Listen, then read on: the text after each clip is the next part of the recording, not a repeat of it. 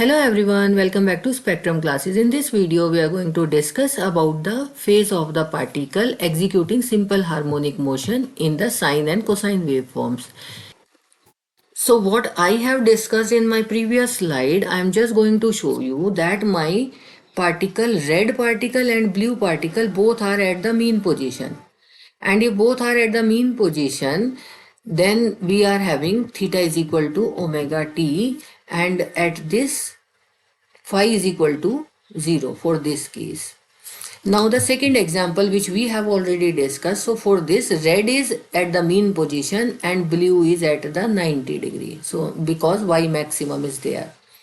So here what I will do, because this is there, so the theta is equal to omega t plus phi or pi by 2 here in this case. The next example is like this. So in this case, my red one starts with the mean position I have shown here again, and my blue one is at 180 degree. So means pi, at pi position. So this pi will be shown over here in the downward direction. Now here the question comes, what is my angle theta phi here in this case, and what I am just going to do here. So I will say theta is equal to omega t plus pi in this case. In this case it is pi by 2. Pi by 2. So theta is equal to omega t plus pi. In this case, we are having another example.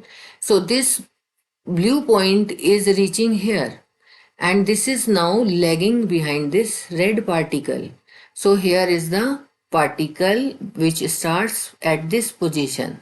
And now what is this? So theta is equal to omega t minus phi, whatever be your angle. Here I have shown and I have written all these things here, so you just understand this. Now some of the students may ask a question, why you have written this plus if it is in minus direction.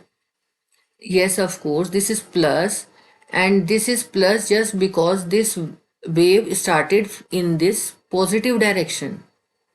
And if it is started in the positive direction, we are, or in the left hand side, we are adding it. If it starts with the right hand side, then we just subtract it. So here you can also ask, this is the case here, this will go this side. So this is started on the left hand side with minus slope, but here this starts with the positive slope. So that is the case actually.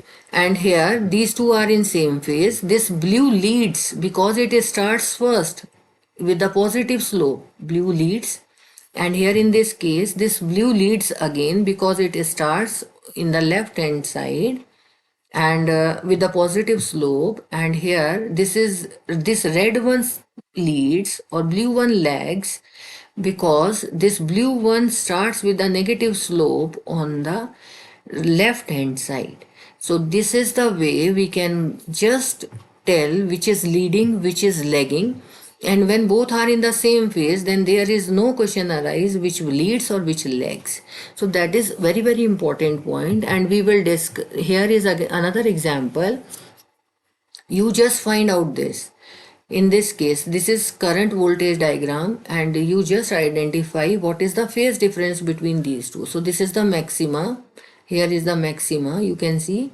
So this maxima, and here is the maxima for the red, and here you can see at time t is equal to 0, this is at 0 point. This is the mean position. So this is at 90 degree, right? So we can just understand by this method, or in case of waves, we just going to calculate the wavelength from here to here, and from here to here, we just going to calculate the wavelength, and then time also. So distance upon time we are just going to calculate over there.